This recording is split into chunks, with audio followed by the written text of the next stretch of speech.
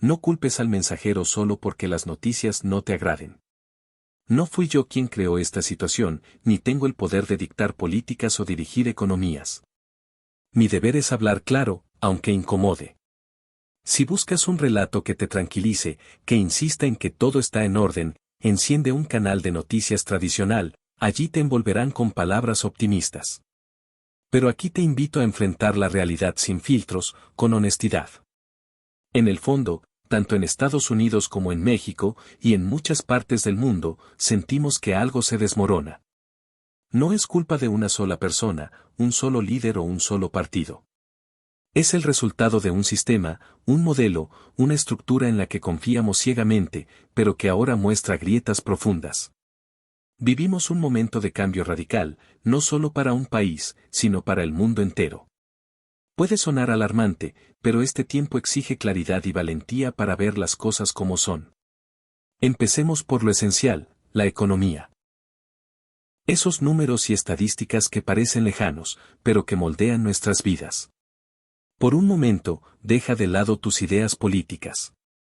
No importa si apoyas un partido u otro, si eres liberal, conservador o algo intermedio. Sé solo un ciudadano en un mundo que cambia a una velocidad vertiginosa. Hay un malestar compartido, una sensación de que las cosas no funcionan como antes. Los indicadores económicos lo confirman, y no mienten. No te dejes distraer por eslóganes nacionalistas, promesas vacías o discursos que aseguran que todo está bajo control.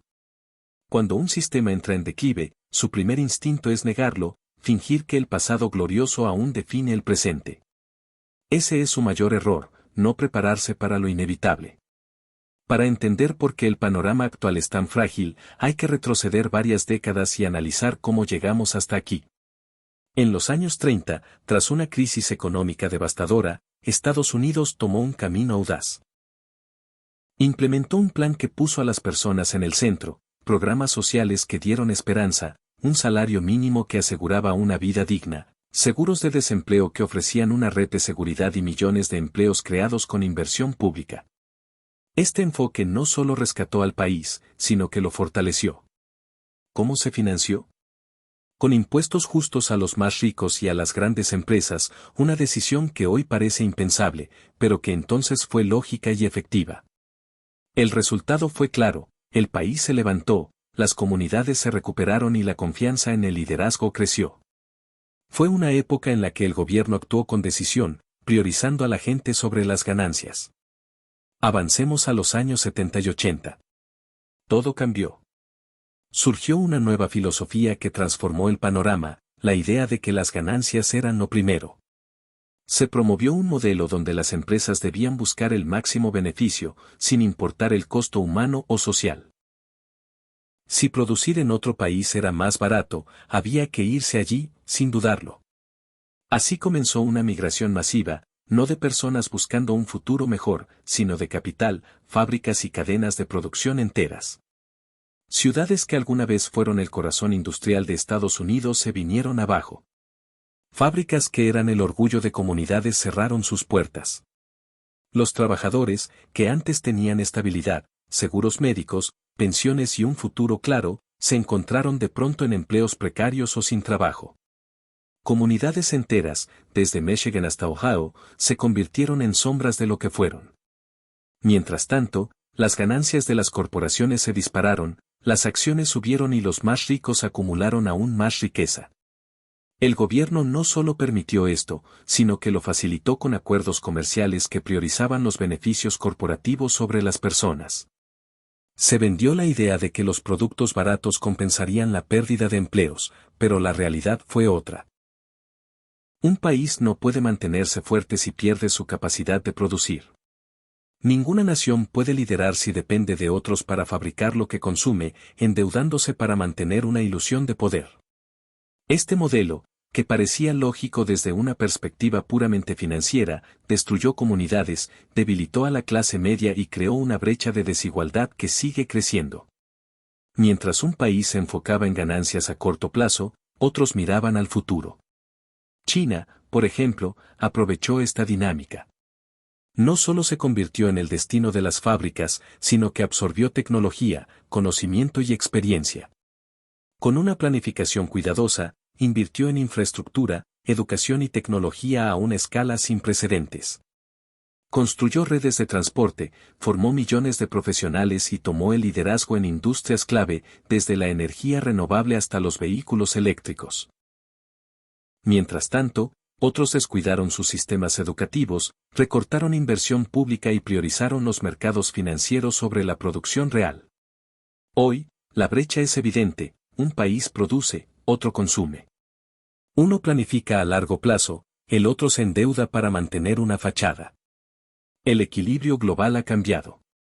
Han surgido nuevas alianzas que conectan a países de Asia, África y América Latina, representando a más de la mitad de la población mundial. Estas coaliciones están construyendo sistemas comerciales y financieros propios, menos dependientes de las monedas y reglas tradicionales. No es una amenaza militar, sino económica: quien produce, lidera. Las sanciones y políticas de presión han tenido efectos inesperados. En lugar de debilitar a los rivales, han fortalecido sus lazos con otros países.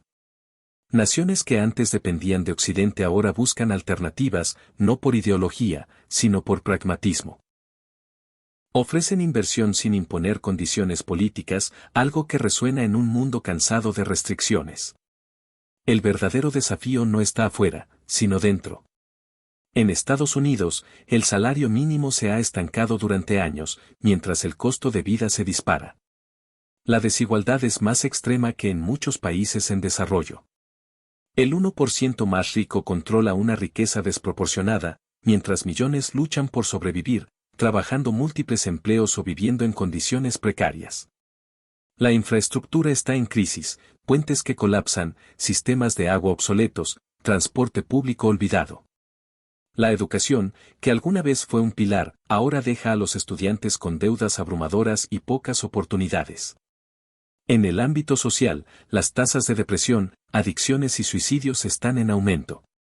Cada año, decenas de miles de personas mueren por sobredosis, muchas de ellas jóvenes en estados industriales que alguna vez fueron el corazón económico del país. En lugar de abordar las causas: desigualdad, abandono de comunidades, falta de oportunidades, se culpa a los más vulnerables, los inmigrantes, los pobres, los que no encajan en el relato. Este enfoque no solo ignora el problema, sino que lo agrava, alimentando una narrativa de división y miedo. En este contexto, surgen figuras que capitalizan la frustración. No ofrecen soluciones reales, sino emociones crudas. Prometen recuperar un pasado glorioso, pero no explican cómo. Construyen muros, no solo físicos, sino emocionales, dividiendo a las personas y señalando culpables externos. Esto no resuelve nada, solo profundiza las grietas. El problema no es una sola persona o un solo partido. Es un sistema que ha abandonado a su gente, que ha priorizado las ganancias sobre el bienestar colectivo. Cuando una nación deja de cuidar a los más vulnerables, su declive es solo cuestión de tiempo. Estas figuras no crean la crisis. Son su resultado, un producto de la rabia acumulada, la confianza traicionada y un sistema incapaz de reformarse. No necesitan políticas coherentes, solo un enemigo al que culpar. Para muchos mexicanos, estas políticas no son solo una ofensa, sino una traición. Un país que predicaba el libre comercio levantó barreras arancelarias. Un liderazgo que prometía recuperar empleos no reconstruyó la industria, sino que fomentó la división. Aquellos que veían a Estados Unidos como una tierra de esperanza ahora son señalados como chivos expiatorios en campañas basadas en el miedo. Si eres mexicano, esto no es un problema ajeno. La relación con Estados Unidos ha definido el destino de México por más de un siglo, pero esa relación está tambaleando. No porque México haya cambiado, sino porque su vecino ya no es el mismo.